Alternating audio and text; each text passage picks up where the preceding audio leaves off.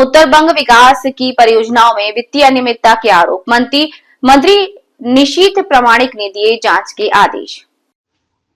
उत्तर बंग विकास विभाग की कई परियोजनाओं में वित्तीय अनियमितता के आरोप सामने आने के बाद बंग विकास मंत्री नीतीश परमानिक ने जांच के निर्देश दिए। शनिवार को उत्तर कन्या में आयोजित समीक्षा बैठक के दौरान उन्होंने अधिकारियों को परियोजनाओं के खर्च का विस्तृत हिसाब जांचने का आदेश दिया।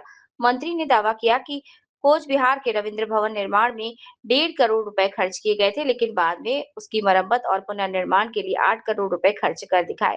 उन्होंने आरोप लगाया कि इस प्रकार की कई परियोजनाओं में वित्तीय गड़बड़ी सामने आई है, जिसके चलते जांच कराने का निर्णय लिया गया है। তো স্বাভাবিকভাবেই যে আপনারা জানেন যে যেহেতু পশ্চিমবঙ্গ সরকারের দুটি গুরুত্বপূর্ণ মন্ত্রণালয়, একদিকে স্পোর্টস, ইউথ অ্যাফেয়ার্স এবং পাশাপাশি উত্তরবঙ্গ উন্নয়ন দপ্তর, দুটোই অত্যন্ত গুরুত্বপূর্ণ মন্ত্রণালয়। তো স্বাভাবিকভাবেই আজকে এসে আমি যেমন বেশ কিছু পুরনো যে সমস্ত প্রজেক্টগুলো চলছিল তার খবর আমি নেই, এবং নতুন কি পরিকল্পনা রয়েছে, অনগোয়িং কি কি কাজ চলছে এবং আগামী অ্যাকশন প্ল্যান কি আছে তার উপরে নির্ভর করে আমাদের বৈঠক হয়। তো একটা বিষয় আমি আপনাদের পরিষ্কার করে দিতে চাই যে এতদিন পর্যন্ত আপনারা দেখেছেন যে তৃণমূল সরকারের সময় যেভাবে উত্তরবঙ্গের সাধারণ মানুষ উত্তরবঙ্গের বঞ্চনা, উত্তরবঙ্গের লাঞ্ছনার কথা বারবার তুলে ধরেছিল।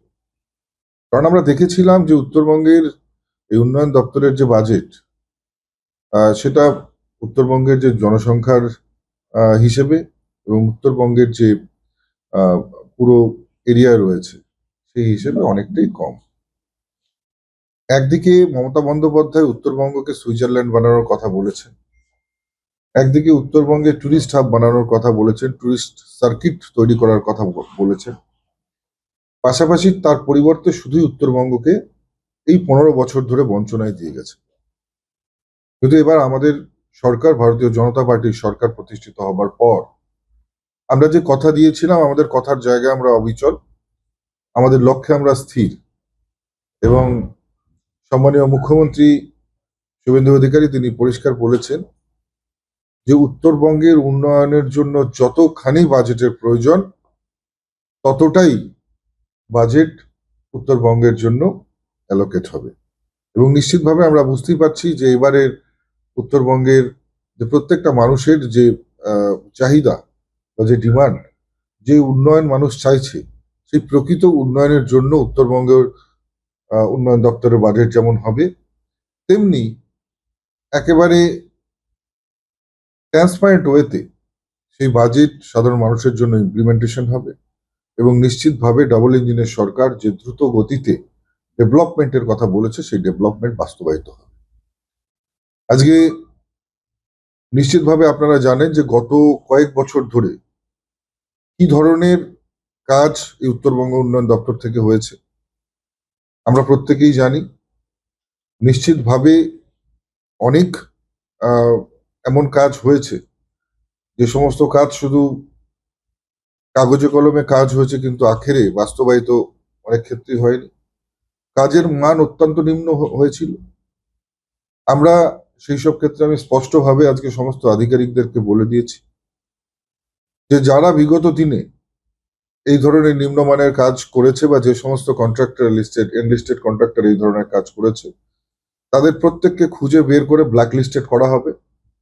এবং উত্তরবঙ্গ উন্নয়ন দপ্তরে কোনো রকমের এখানে কন্ট্রাক্টরদের ভিড় চলবে না। এখানে কোনো রকমের মিডলম্যান বা এক কথায় যারা দালাল তাদের কোনো রকমের ভিড় এখানে বরদাস্ত করা হবে না। কাজের জায়গায় কাজ হবে, ডেভেলপমেন্টের জায়গায় ডেভেলপমেন্ট হবে। এর সঙ্গে কোনো ধরনের আমরা সাবোটেজ বরদাস্ত করব না।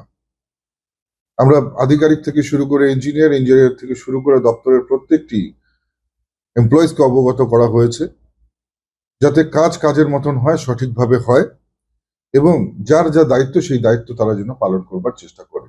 নিজের দায়িত্বর বাইরে গিয়ে অন্য দায়িত্ব পালন করবার কোনো রকমের দরকার নেই। আমাদের যথেষ্ট এফিশিয়েন্ট টিম রয়েছে। প্রয়োজন হলে পরে আমরা মাননীয় মুখ্যমন্ত্রীর সঙ্গে কথা বলে আরো এফিশিয়েন্ট অফিসার যাতে এখানে রিক্রুট হয় সেই বিষয়ে আমরা কথা এবং এছাড়াও যেভাবে ডিসক্রিমিনেশন হয়েছে, এর আগে যেভাবে কাজ চলতো এবারে সেভাবে চলবে না। সমস্ত আমরা উত্তরবঙ্গের যে 8টি জেলা রয়েছে 8টি জেলাতেই ডেভেলপমেন্ট ওয়ার্ক সমানভাবে হবে, বিভিন্ন ক্ষেত্রে সমানভাবে নজর দেওয়া হবে। একদিকে যেমন গ্রামোন্নয়নের ক্ষেত্রে নজর দেওয়া হবে, পাশাপাশি যাতে উইমেন ডেভেলপমেন্ট এবং women empowerment at the same time আমরা করতে পারি এমন কিছু প্রজেক্টের দিকেও আমরা বিশেষভাবে লক্ষ্য করব। এগ্রিকালচার এরিয়াগুলোতে যেখানে যে সমস্ত এগ্রো প্রধান এরিয়া রয়েছে সেই জায়গাগুলোতে আমরা এগ্রো বেসড ক্লাস্টার তৈরি করে কি করে অ্যাসেট ক্রিয়েশন করা যায়, অর্থাৎ এবং পাশাপাশি সেই সঙ্গে সঙ্গে এমপ্লয়মেন্ট জেনারেট করা যায় সেই ব্যবস্থা আমরা করব। বিভিন্ন জায়গায় আপনারা জানেন যে অনেক ধরনের অসুবিধা রয়েছে, প্রত্যেকটি জেলার আলাদা আলাদা সমস্যা রয়েছে। সেই সমস্ত সমস্যাগুলোকে প্রাথমিকতা দিয়ে প্রায়োরিটি বেস ওয়ার্ক আমরা স্টার্ট করব।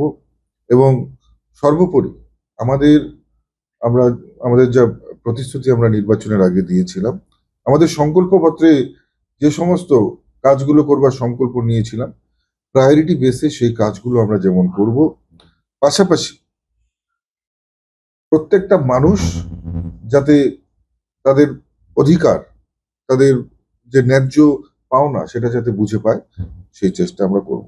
আমি যখন উত্তরবঙ্গ উন্নয়ন দপ্তরের দায়িত্ব নিয়েছি সেই সময় থেকে আমি বলেছি যে উত্তরবঙ্গের মানুষের জন্য যে অধিকার, যে দাবি দেওয়া মানুষের রয়েছে সেই দাবি নিশ্চিতভাবে আমি আমাদের রাজ্য সরকার এবং সম্মানীয় আমাদের যিনি মুখ্যমন্ত্রী রয়েছেন শুভেন্দু অধিকারী তার সাথে আলোচনা করে প্রত্যেকের অধিকার আমি পাইয়ে দেব।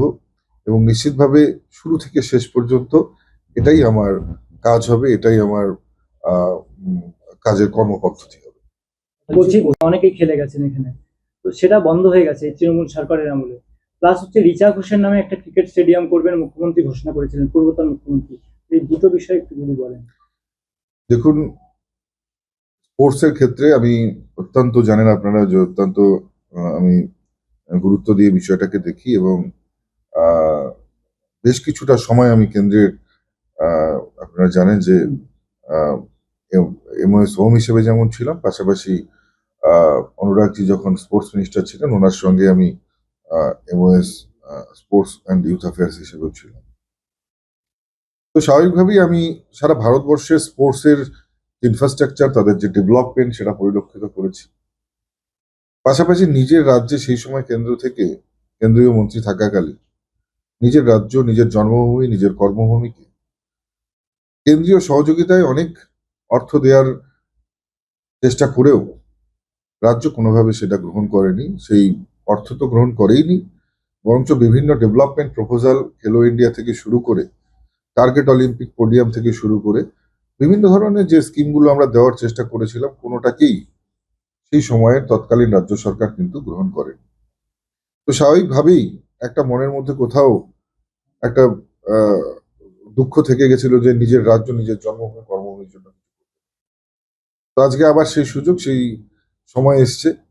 নিশ্চিতভাবে যা যা মনের ইচ্ছা ছিল ডেভেলপমেন্টের সেগুলো যেমন পূরণ হবে, পাশাপাশি উত্তরবঙ্গ এটা আমার জন্য নিশ্চিতভাবে এটা আমার মাটির টান। আপনারা জানেন যে উত্তরবঙ্গে ডেভেলপমেন্ট হোক, এটার জন্য যেমন আমি মন থেকে চাই, ঠিক একই রকম ভাবে কার্যক্ষেত্রেও আপনারা অল্প কিছু সময়ের মধ্যে প্রমাণ আপনারা পেয়ে যাবেন এবং দেখবেন যে শুধু স্পোর্টস সেক্টর নয়, সমস্ত সেক্টরেই ডেভেলপমেন্ট করার যে প্রচেষ্টা সেই প্রচেষ্টা আন্তরিকভাবে আমি করব। উত্তরবঙ্গের স্টেডিয়াম তো নেই এখানে, যে কয়েকটা হাতে গোনা আছে, সেগুলোকে যেমন আগামী দিনে ওয়েল ইকুইপড করে সেগুলোকে যেমন ডেভেলপ করা হবে, পাশাপাশি নতুন স্টেডিয়াম, নতুন ইনডোর স্টেডিয়াম এবং প্রত্যেক জেলায় জেলায় খেলাধুলোর একটা বেসিক ইনফ্রাস্ট্রাকচার তৈরি করার কথাও আমরা ভাবছি। এখনো বসার 7 দিন মানে মন্ত্রী হিসেবে বসার মানে 10 দিনও হয়নি আমাদের। তো স্বাভাবিকভাবেই খুব কম সময়ের মধ্যে আমাদের যে পরিকল্পনাগুলো আছে সেগুলো নিয়ে আপনাদের সামনে ব্রিফলি আমরা ডিসকাস করব। থ্যাংক ইউ সবাই। Thank you. দেখুন, এখন পর্যন্ত আমাদের আপনারা জানেন যে আমরা একটা দলগত সিস্টেমে আমরা পছন্দ করি। নির্দিষ্টভাবে উত্তরবঙ্গে প্রচুর বিধায়করা জিতে এসছেন আমরা প্রত্যেকটা বিধায়ককে প্রায়োরিটি দিয়ে তাদের নির্দিষ্ট এলাকায় কি কি কাজের প্রয়োজন রয়েছে আমরা সেটা চেয়ে পাঠাবো। আমি নিজে প্রত্যেকের সঙ্গে ব্যক্তিগতভাবে তাদেরকে ডেকে তাদের সঙ্গে যেমন কথা বলবো, তেমনি তারাও নিজেদের এলাকায় বসে গ্রাম পঞ্চায়েত এবং নিজেদের আহ, সেখানকার পঞ্চায়েত সমিতি, জেলা পরিষদের সঙ্গে কথা বলে প্রায়োরিটি বেস কাজগুলো আমাদেরকে দেবে এবং আমরা প্রায়োরিটি বেস একটা নির্দিষ্ট আগামী 100 দিনের কাজের জন্য আমরা একটা লিস্ট তৈরি করব, তালিকা এবং অ্যাকশন প্ল্যান তৈরি করব। তার মধ্যে প্রত্যেকটা বিধায়কের এরিয়া থেকে যাতে আমরা ছুঁয়ে যেতে পারি, প্রত্যেকটা সারা উত্তরবঙ্গের প্রত্যেকটা প্রান্তীয় মানে বিধানসভা যাতে আমরা ছুঁয়ে যেতে পারি, সেদিকে আমাদের মূল লক্ষ্য থাকবে। মূলত যেটা আপনাদের সময় যখন যখন তৃণমূল সরকার ক্ষমতায় ছিল তখন বিজেপির বিধায়করা বিভিন্ন সময় অভিযোগ করতেন যে তৃণমূল তাদের কথা শুনছে না। সেক্ষেত্রে কি এখানে যারা তৃণমূলের বিধায়ক রয়েছে তাদের কথাও দেখুন, নিশ্চিতভাবে আজকের প্রশাসনিক বৈঠকে আমি বলেছি এখানে বিরোধী বা অন্য বলে কোনো কথা নয়। যে যেখান থেকে এমএলএ যারা যেখানে জয়যুক্ত হয়েছে, যারা বিরোধী এমএলএ যেখানে জয়যুক্ত হয়েছে, নিশ্চিতভাবে তারাও যদি কোনো ডেভেলপমেন্ট ওয়ার্কের প্রপোজাল আমাদেরকে দেয়, আমরা অত্যন্ত গুরুত্বপূর্ণভাবে সেই বিষয়টিকে বিবেচনা করব। উত্তরকন্যা থেকে কি মানে কেন্দ্রবিত হবে না বা কলকাতা থেকে কাজ হবে? কারণ উত্তরকন্যাকে তো বলা হয় বঞ্চিত, এখানে কাজ হয় না, উত্তরকন্যা অফিস করে রেখে দিয়েছে। দেখুন, শুধু উত্তরকন্যার থেকে উত্তরবঙ্গ উন্নয়ন ডেভেলপমেন্ট পরিচালিত হবে তাই নয়, প্রয়োজন হলে আমি আমাদের রাজ্য কমিটির কাছে এবং মাননীয় মুখ্যমন্ত্রীর কাছে অনুরোধ জানাবো যেন মাঝে মাঝে ক্যাবিনেট বৈঠকগুলো আমাদের এই উত্তরকন্যাতে করা হয়। দুটো ছোট বিষয়, একটা হচ্ছে কাঞ্চনজঙ্ঘা ক্রীড়াঙ্গনে এক মন্ত্রী এখানে কাজ করেছেন, আপনি বলছেন প্রচুর অনিয়ম হয়েছে, সেইগুলো কি কোনো এনকোয়ারি করাবেন 2011 থেকে 2025-26? দেখুন, আমি বলেছি যে যে সমস্ত কাজগুলো হয়েছে, যে সমস্ত কাজের মধ্যে অসঙ্গতি দেখা গেছে, আমরা বেশ কিছু পুরনো ফাইল আমরা দেখেছি যার মধ্যে অসঙ্গতি দেখা গেছে।